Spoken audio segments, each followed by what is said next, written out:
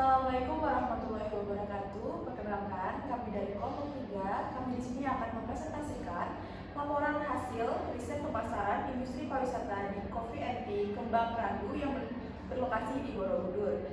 Sebelumnya, izinkan kami memperkenalkan diri. Saya Renata Diva Maria dan rekan saya Vita Musdayu, saya Reni Dwilarisati, saya Rahma Aura Sahda Amanda, saya Randika Syahril Maulana.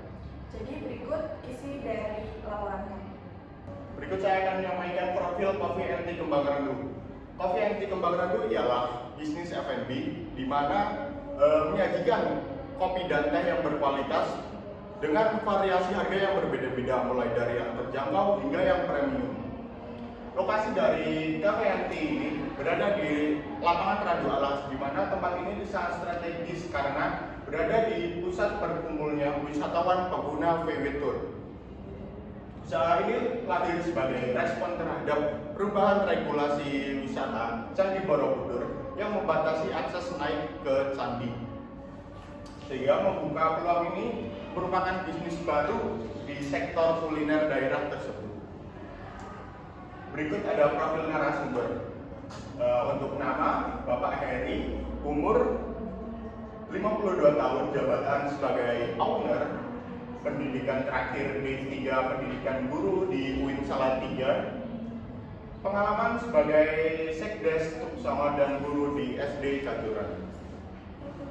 Untuk ringkasan hasil wawancara, dalam operasionalnya Coffee and Tea Kembang Randu menggunakan strategi pemasaran digital melalui konten video di media sosial yaitu Facebook dan Instagram.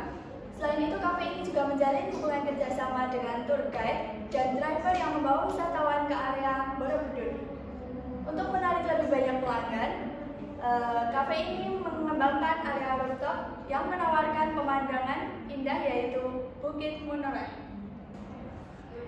Untuk selanjutnya yaitu peran riset pemasaran dan jenis riset pemasaran yang digunakan oleh Coffee and Tea Kembang Randu. Yang pertama yaitu peran riset pemasaran. Peran riset pemasaran sendiri digunakan untuk mendukung keputusan bisnis dan mengembangkan usaha.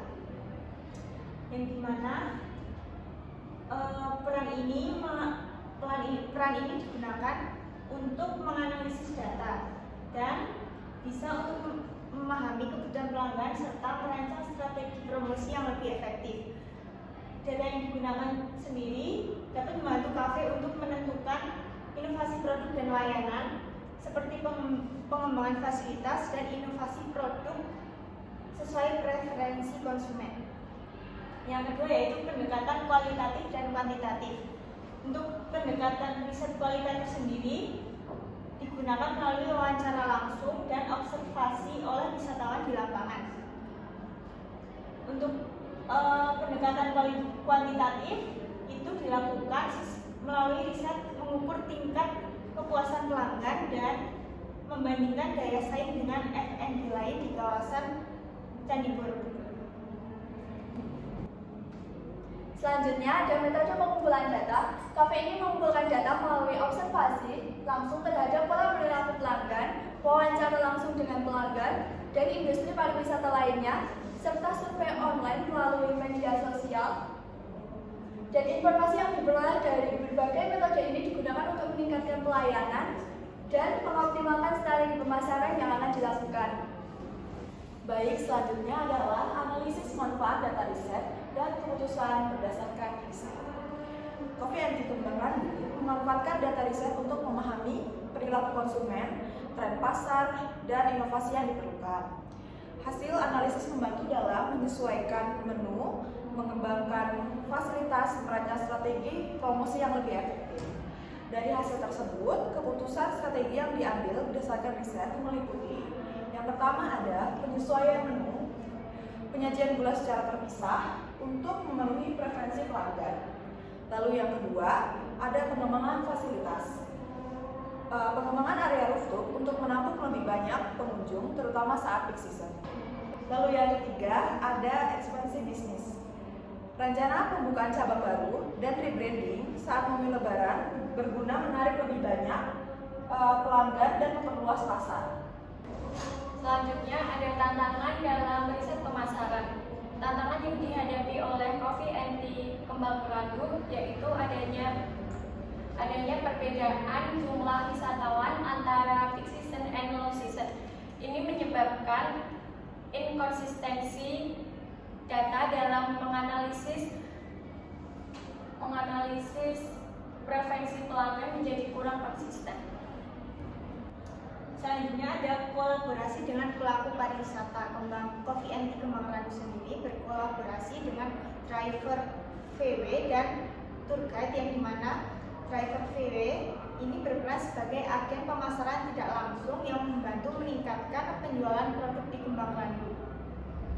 Selain itu, kolaborasi dengan sales kopi sebagai pemasok bahan baku juga memastikan kualitas produk tetap terjaga dan meningkatkan kepuasan pelanggan. Berikutnya ada kesimpulan. Coffee and Tea Kembang Randu telah memanfaatkan potensi wisata di sekitar Candi Borobudur. Hal ini kita bisa melihat bahwa Pak Heri sudah bisa melihat peluang bisnis yang ada di lokasi yang strategis. Coffee and Tea Kembang Randu ini melakukan riset dengan observasi, wawancara, dan survei.